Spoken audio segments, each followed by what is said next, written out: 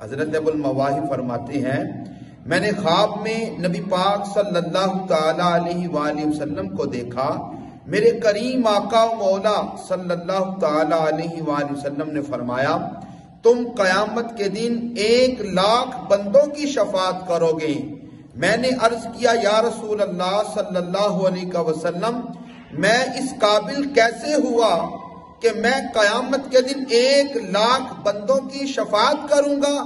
تو میرے کریم آقا و مولا صلی اللہ تعالی علیہ وآلہ وسلم نے فرمایا تم جو درود مجھ پہ بھیجتے ہو اس درود کی وجہ سے رب کریم قیامت والے دن تمہیں یہ شان عطا فرمائے گا۔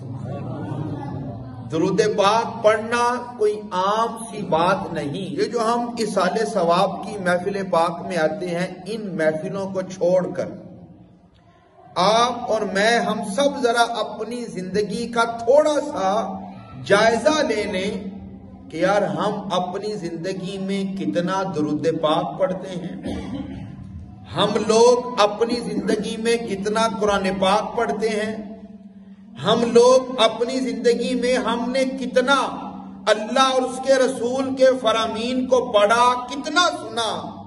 تو میرے دوستو سوائے ندامت اور افسوس کے پاس کچھ نہیں نظر آئے گا۔ یا رسول اللہ صلی اللہ علیہ وسلم کہ میں یا رسول اللہ اپنی دعا میں اتنا حصہ درود پاک پڑھتا ہوں، اتنا حصہ دعا مانگتا ہوں۔